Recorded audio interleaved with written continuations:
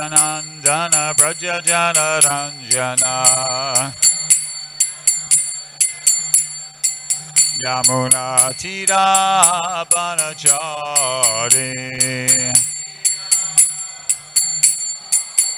Jaya Radha Madhava Kunja Bihari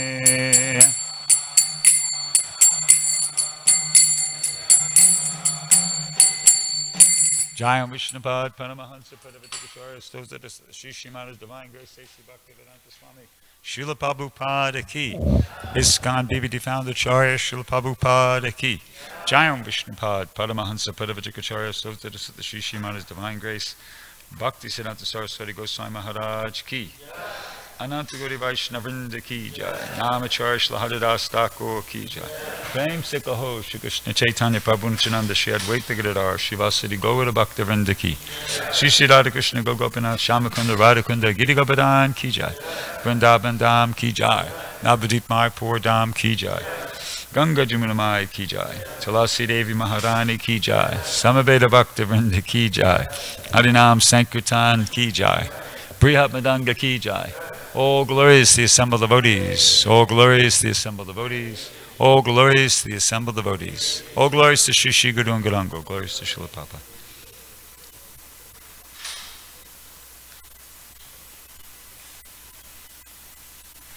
Om Namo Bhagavate Vasudevaya. Om Namo Bhagavate Vasudevaya. Om Namo Bhagavate Vasudevaya. So reading from Canto 10, Chapter 13, up to text 57.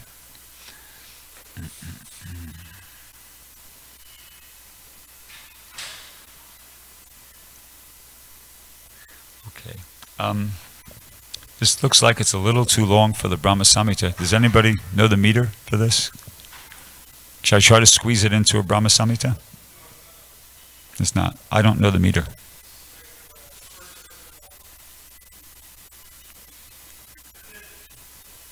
First verse of the Bhagavatam. Start me off. Oh, just okay. Itarese tarkye nija mahimani swa pramitike. I guess we could try it. It's going to be kind of hard. Itarese tarkye nija mahimani swa pramitike.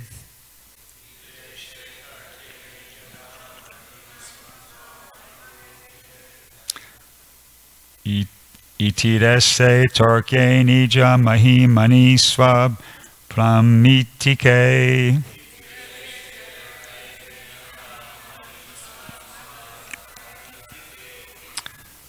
Parachrajato tan nirasana mukha brahmaka mitao.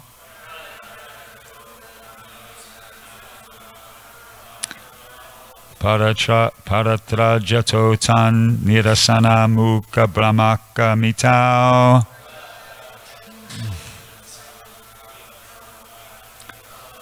Anisepi drastum kemidam itivam muyati sati.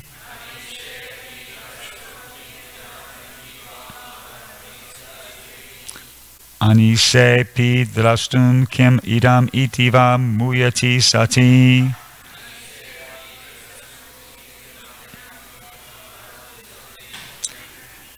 Chacha dajo gyatva sapadi paramo javanikam.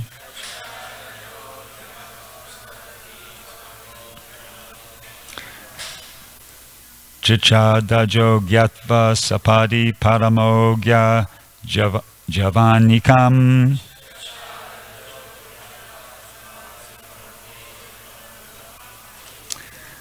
Itirase tarkye nija mahimani swa pramitike.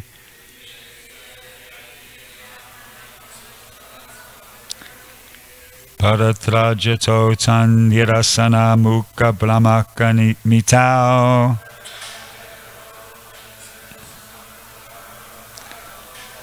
Anisepi drastum kimidam itiva muyati sati.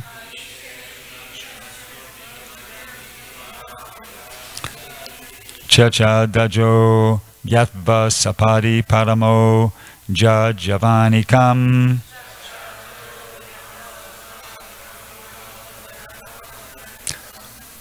Others?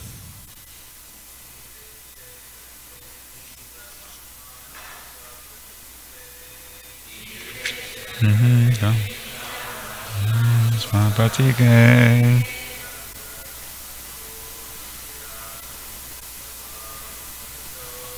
Rajatrajo tan nirasana mukha brahmaka mato.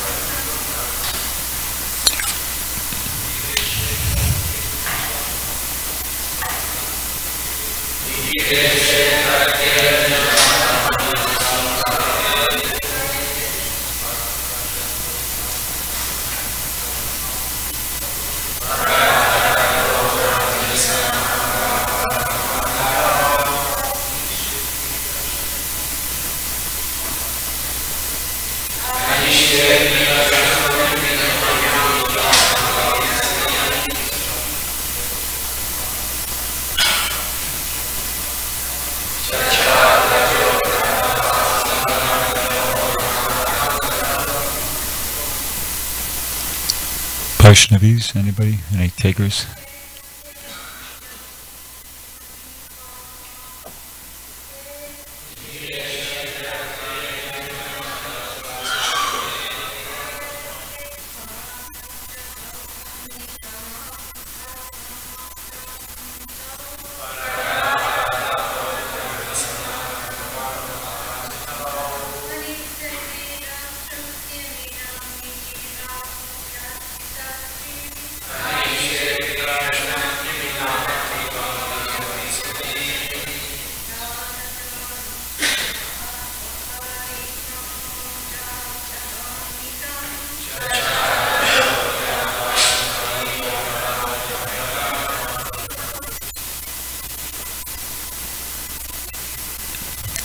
Any other takers? Okay. Okay. Iti. Thus. Ida Ise. Lord Brahma, the Lord of Saraswati. Ida. Atarkye. Beyond. Nijamahimani. whose own glory, swapramitike, self-manifest and blissful, paratra, beyond, ajata, the material energy, prakriti, atat, irrelevant, nirasana mukha, by the rejection of that which is irrelevant, brahmaka, by the crest jewels of the Vedas, mitau, in whom there is knowledge, anise, not being able, api, even, drastum, to see, kim, what, idam, is this, iti, thus, va, or, muyati sati, being mystified, chachada, removed, aja, Lord Shri Krishna, gyatva, after understanding, sapadi, at once, parama, the greatest of all, aja javanikam, the curtain of Maya.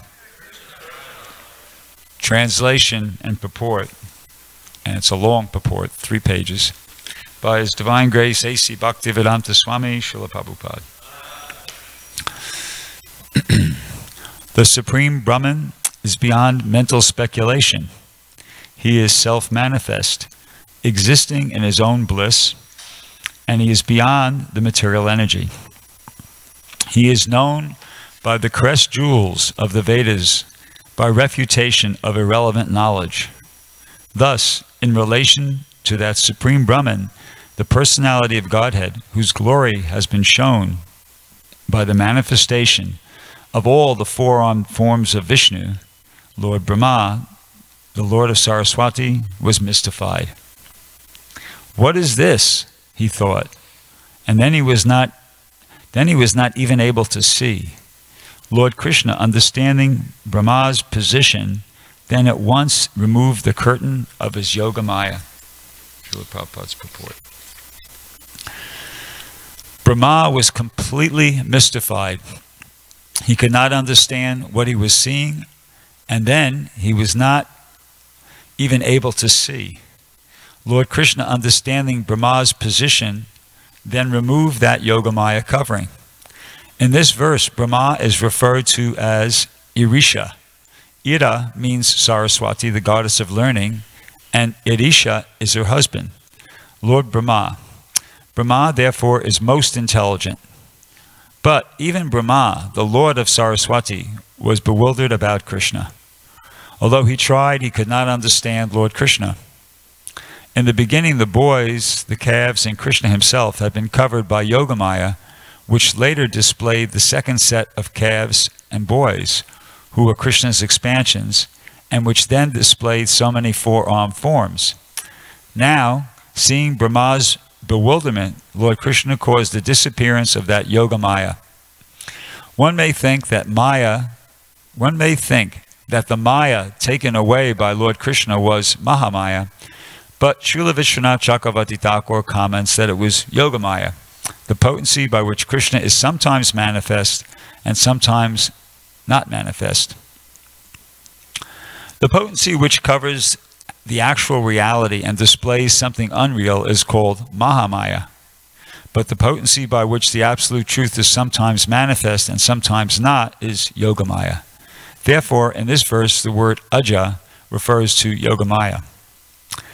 Krishna's energy, his Maya Shakti or Swarup Shakti, is one, but it is manifested in varieties. Parasya Shaktir Vividhai Vishriyate. Svatara Upanishad 6.8. The difference between Vaishnavas and Mayavadis is that Mayavadis say that this Maya is one, whereas Vaishnavas recognize its varieties. There is unity in variety. For example, in one tree there are varieties of leaves, fruits, and flowers. Varieties of energy are required for performing the varieties of activity within the creation. To give another example, in a machine, all the parts may be iron, but the machine includes varied activities. Although the whole machine is iron, one part works in one way and other parts work in other ways. One who does not know how the machine is working may say that it is all iron.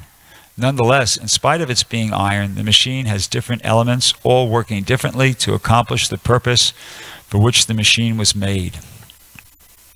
One wheel runs this way, another wheel runs that way, functioning naturally in such a way that the work of the machine goes on.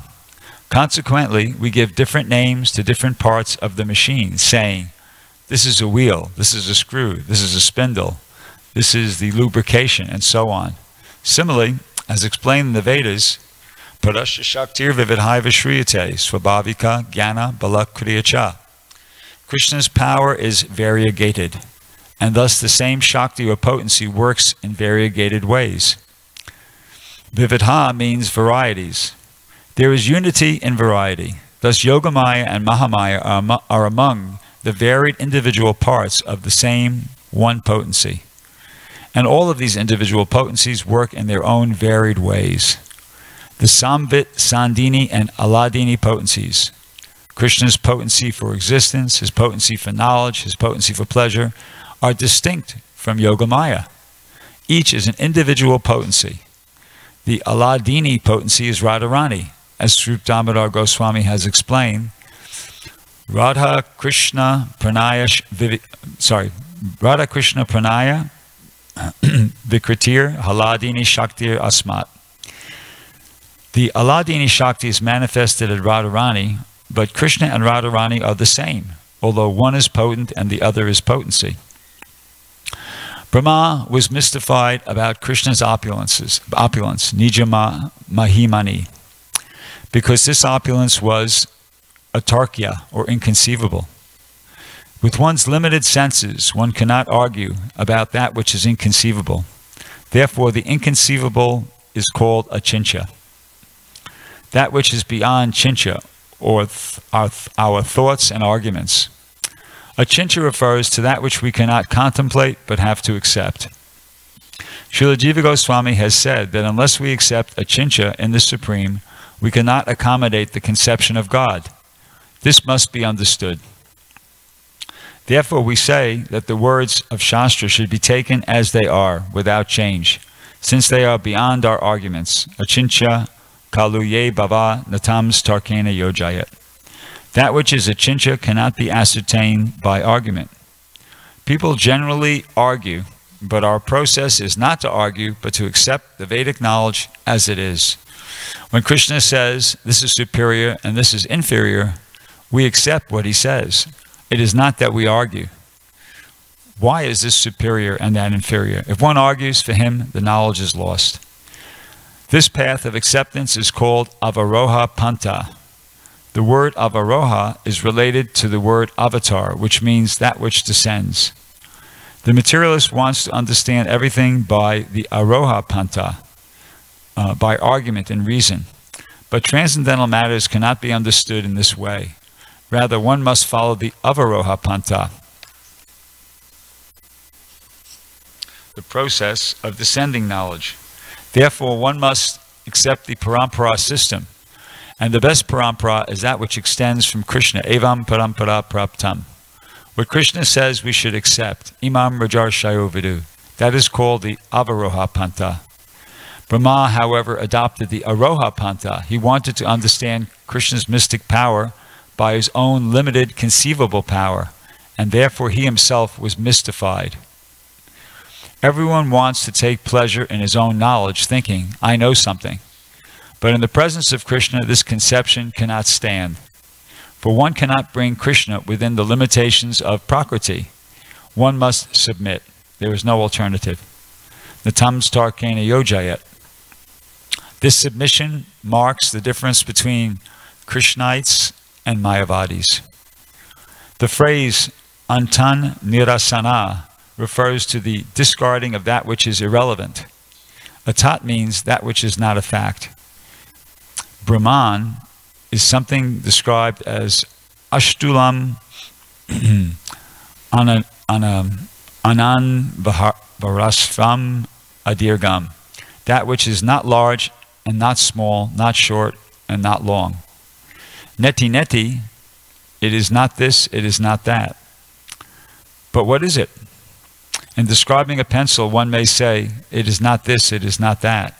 But this does not tell us what it is. This is called definition by negation.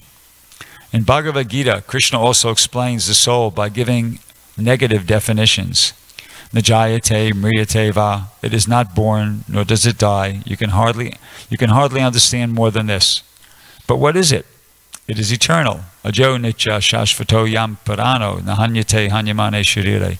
It is unborn, eternal, ever existing, undying, and primeval. It is not slain when the body is slain. Bhagavad Gita 2:20. In the beginning, the soul is difficult to understand, and therefore Krishna has given negative definitions. Nainam chindanti shastrani, nainam dahati pavakaha, nachainam kledianti apo, nasoshayati maruta. The soul can never be cut into pieces by any weapon, nor can it be burned by fire, nor moistened by water, nor withered by wind. Krishna says it is not burned by fire. Therefore, one has to imagine what it is that is not burned by fire. This is a negative definition. Tasmai Shri Gurave Namaha. Shri Chaitanya Manobhishtam Stapitam Yena Bhutale Swayam Rupakadamayam Darati Swaparantikam. So this was a big purport, and maybe this could have been even more than one day's worth of material, but anyway, we did it. So it's being did I say Did I? I'm already spacing out. Did I say that? Okay. Which I'll relate that to a point in the class. Okay, so we're hearing here how Lord Brahma became completely mystified. So what does it mean to be mystified? So I looked up in the dictionary to get a definition of that. Mystified means to be utterly bewildered or perplexed. It says here, when someone is confused or puzzled by something that someone else does that's very strange or impossible to explain, then they're mystified. So Lord Brahma was completely mystified, and he was mystified because he wanted to understand Krishna's mystic power by his own limited conceivable power, and therefore he became mystified. So in other words, he completely struck out. He gave it a good shot, you know. He's the most intelligent person in the universe. He gave it his best shot, so to speak, and he completely struck out to the point where he was mystified. It was bewildering. It was embarrassing. He was just, Krishna was transforming the calves and the cowherd boys into Vishnu forms. And for Lord Brahma, first he could see it, and he got so confused that he didn't know what was going on, and then he couldn't even see him, it says. And then Krishna had compassion on Lord Brahma. Because he could see he was so bewildered and so confused, he just decided to, withdraw the Yoga Maya and, allow things to get back to normal. So one lesson here is that, as I mentioned, Lord Brahma is, he's the most intelligent person in this universe. At least the most, except for maybe some pure devotee who's descended here on a mission or something like that. But, generally speaking, he's the most intelligent, and his position is vastly superior to even the great demigods. Just to give an idea, sometimes when we go to Griffith Park to distribute books, I take a break and I walk up Mount Hollywood on the trails there. So as I'm walking up the trails, there's some very little ants on the trail. Really little. They're so little that you have to really look to see them. If you weren't really concentrating, you wouldn't even see them. And so I try to avoid them. I try not to step on them. because as little as insignificant as they are, but compared to a human being, they're really little and they're really insignificant. Okay, so in comparison to Lord Brahma, even the greatest demigods are that little insignificant. Lord Brahma lives for 311 trillion, 40 billion years. Okay, so the demigods, I looked it up last night, Indra lives for about 300 million years, plus or minus, So if you do the math, Lord Brahma lives for 1 million times longer than even Indra, who's the king of heaven. I mean, Indra's a pretty highly placed demigod, but just to give you an idea of the difference in their position, Lord Brahma lives for 1 million times the lifespan of Lord Indra. He's vastly superior to Indra, who's vastly superior to us, just like we're vastly superior to these teeny little ants that you practically can't even see. So, I mean, Lord Brahma, he's he's in the big leagues. And he totally struck out, as mentioned here, by his attempt to understand Krishna's mystic power by his own limited conceivable power.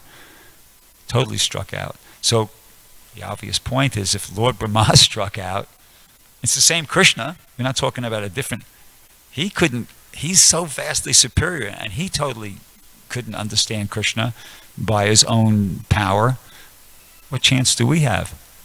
It's ludicrous. It's absurd to think that we're going to be able to understand anything about Krishna by that process, by the Aroha Panta, by the ascending process, using the strength of our intelligence, our mind intelligence. Prabhupada says everyone wants to take pleasure in his own knowledge, thinking, I know something. But if we stop and analyze that, even, very superficially, we could see it's kind of a ridiculous proposition. I mean, just like, let's take our bodies, for instance, okay? So everybody, it's easy to understand how our material body is very limited. It gets old, and when it gets older, you can't perform the same way as it performed when it was younger. Like even the great professional athletes, they throw in the towel. They call it quits when they hit 40. Some maybe go 40, 41. Others don't even bother to try to make it that far, because they know. They know. Even though they might be still, doing really well, performing really nicely, but they know, okay, it's just a matter of a year or two now, and I'm not going to be able to do what I was able to do. These young whippersnappers are going to be too much competition. I'm going to get hurt straining myself to, maintain that same level of performance. Let me get out. So it's just like, it's a known fact that the material body can't perform to optimum capacity beyond a certain age. And then, as the drama continues, it can't perform at all sometimes. It gets sick, or even when you get a little bit older, what to speak of optimum capacity, you're lucky if you can perform to any capacity. You see, so that's the material body, the gross material body. So what makes us think that the subtle material body, which is the mind is part of, mind, intelligence, and false ego, right? That's the subtle body, mind, intelligence, and false ego. It's also matter.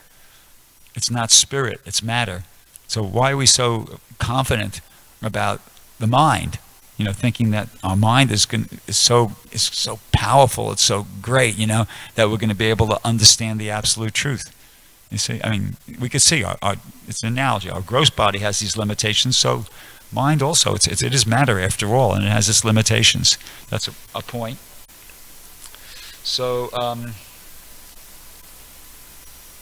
yeah, so it's really, we shouldn't,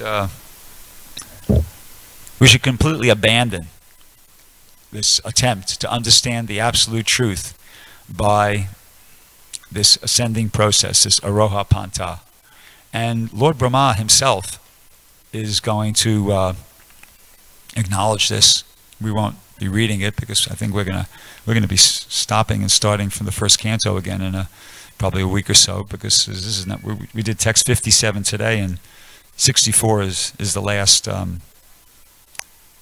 text in this chapter, and then we'll probably be starting from the first canto again.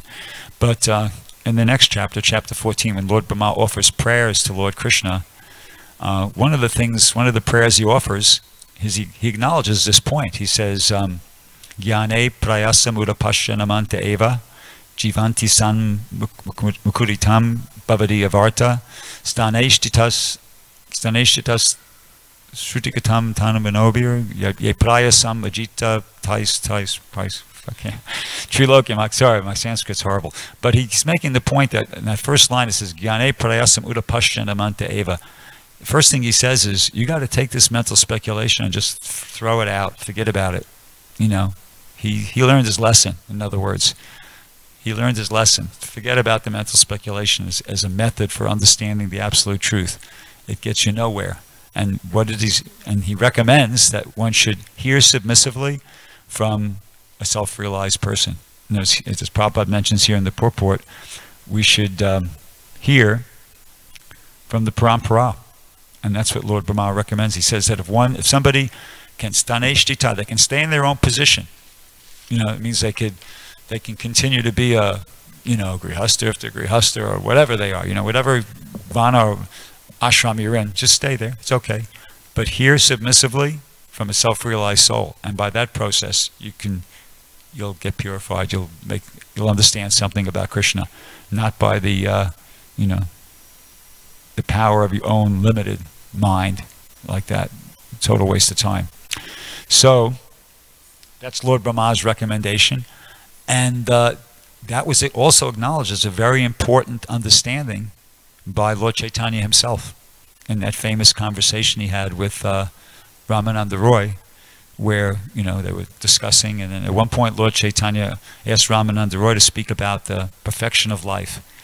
He asked, and Ramananda Roy was feeling very uncomfortable because he was a grihastha, he was a politician basically, he wasn't from a Brahmin caste or anything like that, and Lord Chaitanya said, no, Yea Krishna Tattvaveta Se Guru. You know the science of Krishna, you could speak, I'll listen. So he had Lord Ramananda Roy speak, and about what was the ultimate perfection of life. And Ramananda Roy quoted different verses, as that's the appropriate thing to do. He didn't give his, offer his own speculations. He made a statement, and he immediately quoted a Sanskrit shloka to support his point. And I think he quoted about half a dozen different shlokas, and Lord Chaitanya said, well, yeah, but not really. I mean, could you say something more?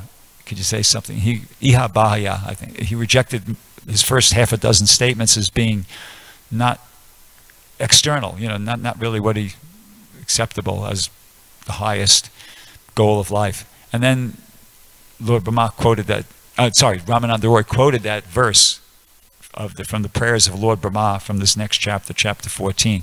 And Lord Chaitanya said, yeah, okay, now you got something. That one's good, and he accepted that. And then but he still asked him to go further, but that was the first thing he accepted as, valid process for understanding the absolute, or the ultimate perfection of life, to do that.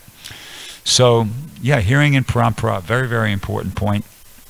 And I was just, that's what Prabhupada's given us. Prabhupada's given us this opportunity to hear parampara.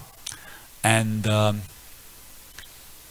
benefits are, one benefit is mentioned in the Srimad Bhagavatam, first canto, first chapter, text 2, famous first Dharma Projitikaitavatra. But there's one phrase there in the Sanskrit goes tapo tsayon mulanam. In other words, one of the results of hearing from parampara is it by hearing such truth, it uproots the threefold miseries. So that's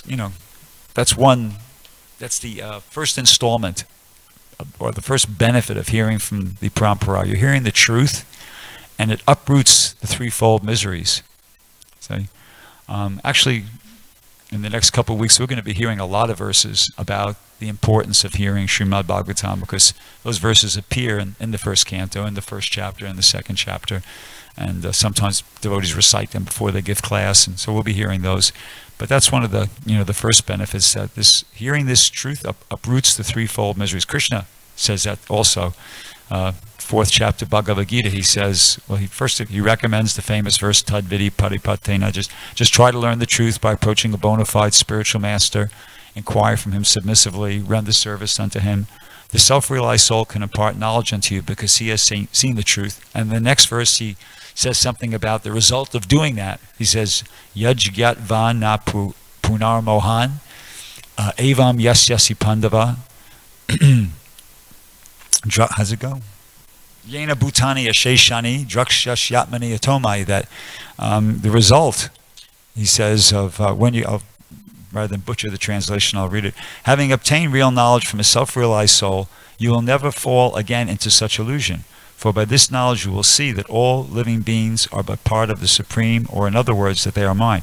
So one result of hearing from the self-realized soul is that when you hear properly, you'll never fall again into such illusion.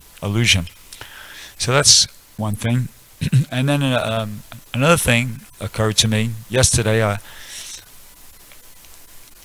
was planning on coming to the Sunday Feast Kirtan and the lecture, but I took a nap, and I wound up getting up after the Kirtan was all over, but I thought at least I'll come for the lecture. And so I came. Judah Karma was giving the lecture, and I could always count on hearing something parampara when Judah Karma speaks.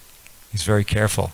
You ask a question, he doesn't just immediately thinks, well, can I think of a shastric statement to support what I'm about to say, or what does the Shastra have to say? That's the correct standard, Shastra Chakshus.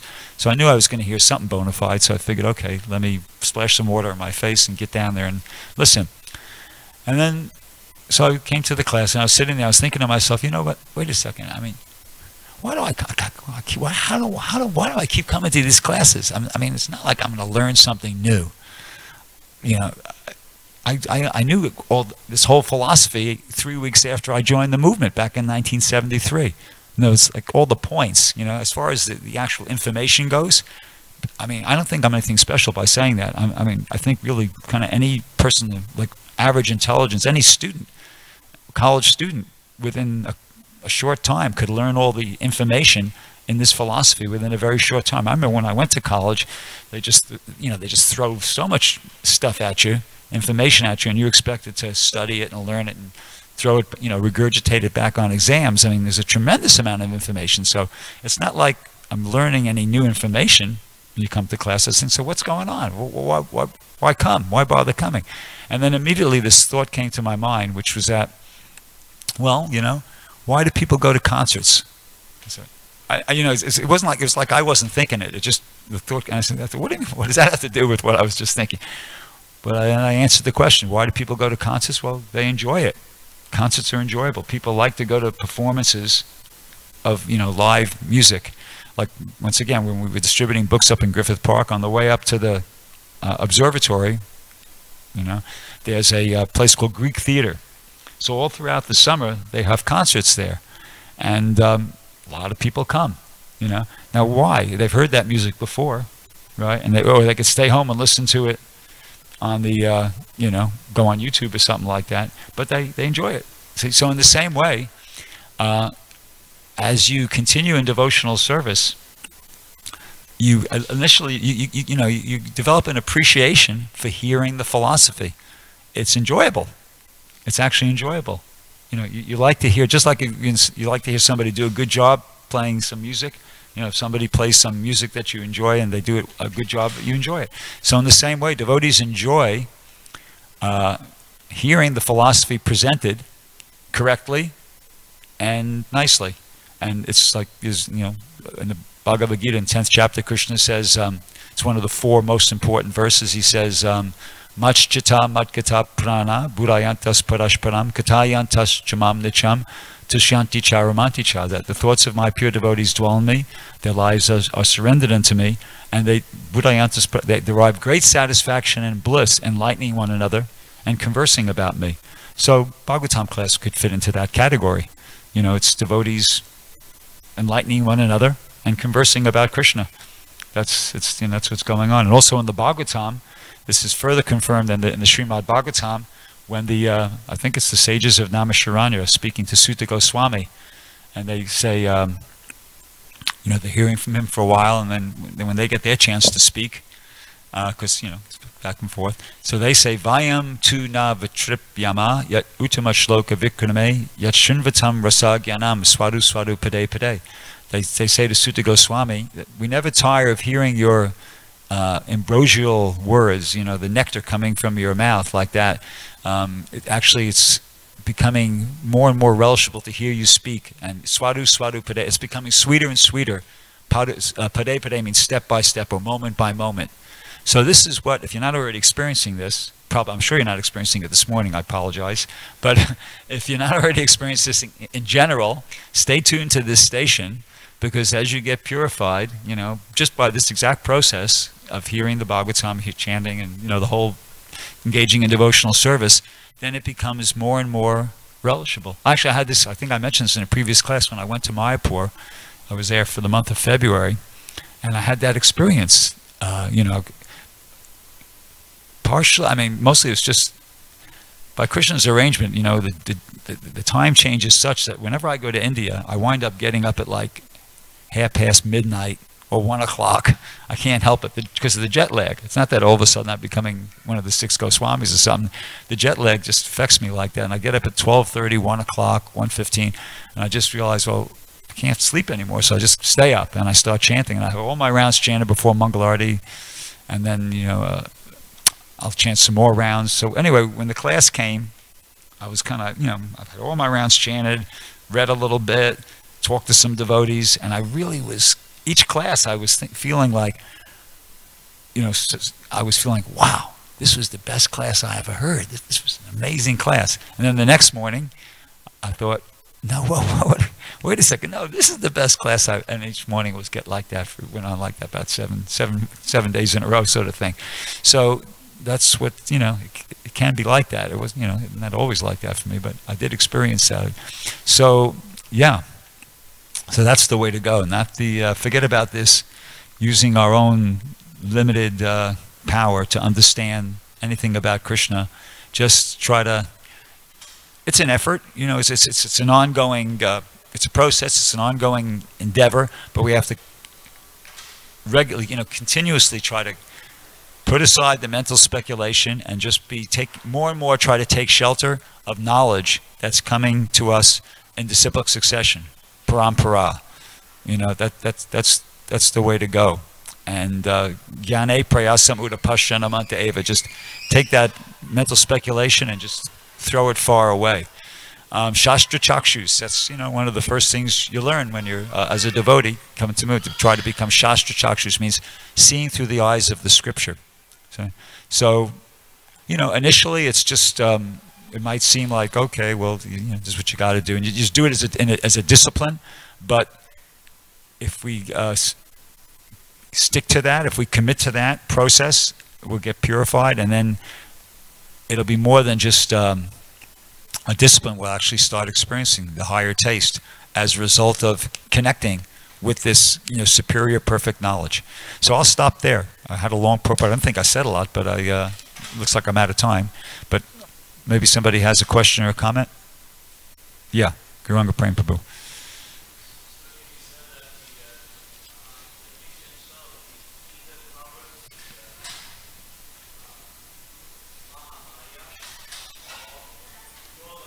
Yeah.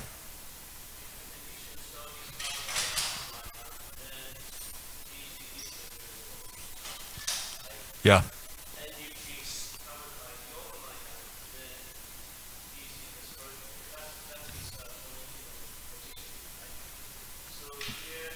Either way, you're in Maya.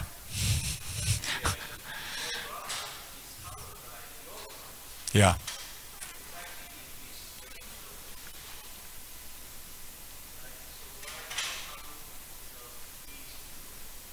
How come what? Well, he wasn't in such bad shape. He was kind of like a good kind of bewildered. I mean, he was being bewildered by Krishna's Yoga Maya, so he wasn't really in that much trouble. It wasn't like he was bewildered like a conditioned soul.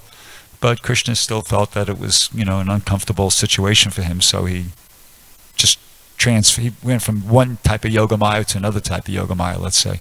He wasn't, he wasn't in illusion like a conditioned soul.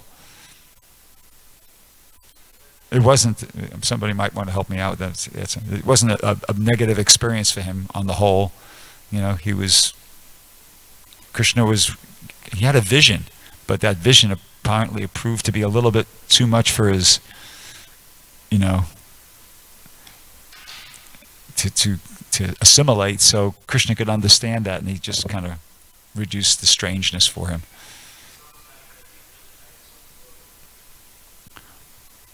Different aspect of Yogamaya. Yeah. Other? Somebody want to elaborate? Archie, do you want to elaborate upon that? Oh, okay. Is it good?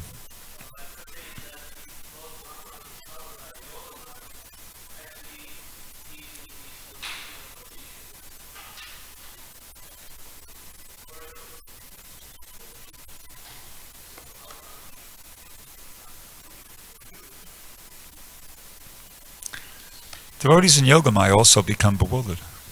Yeah, that's obvious. There are different kinds of bewilderment. There's a very interesting case in the Navadvip Mahatmya that Bhaktivinoda Thakur relates, that when the Pandavas went out to conquer in all directions before the Rajasuya sacrifice, they had to do that. So Bhimasen, he came across this King Samudrasena in the Bengal area, who was a great devotee of Krishna, but he didn't feel like surrendering to the Pandavas. He wanted to fight. So they fought. And he had Bhima in a lot of trouble. Actually, he was defeating him. But Krishna didn't want that. He wanted the Pandavas to be victorious. So Krishna, all of a sudden, from Bhima's perspective, he saw that this Samudrasena got down off his chariot and, like he was surrendering, fell on the ground. So Bhima didn't see, but Krishna appeared to Samudrasena, and being a devotee, you see Krishna face to face. All of a sudden, he got off his chariot and paid obeisances. So Krishna can act any way he wants. As it's stated in today's purport, one of the features of Yogamaya is to make Krishna manifest or not manifest to the devotee. That's it. Right. That's stated in today's purport. Yeah, that was in the. So Krishna, by his own volition, by his own will, by his own desire, even though elsewhere it states that the pure devotees always see Krishna at every moment. So that seems like a contradiction. If you're seeing Krishna at every moment, how can you not see Krishna? Like in Bhima's case. He didn't see that Krishna was on the battlefield to save him. He didn't see that. Yet it's stated that the devotees see Krishna at every moment. That's what makes them pure devotees. So these are these things that inconceivable. That's why it's also stated in today's purport, you have to accept achintya. If you don't accept that achintya, inconceivability part of Krishna and his Leela and everything, then you'll never understand. So some aspects of this philosophy always remain achintya, inconceivable. But in this particular case, with Lord Brahma, just because it's stated that he was being controlled by Yogamaya, not Mahamaya, doesn't mean that necessarily he's in his original position in the spiritual world. No, you're making an assumption that's not stated. It's not stated anywhere that just because he was under Yogamaya at this point, that means he's now in his original position. That's not stated anywhere. Okay, anyway, I think we can stop there. It's 8:25. Thank you. Grantaraj Srimad Bhagavatam Ki Jai, Srila Prabhupada Ki Jai.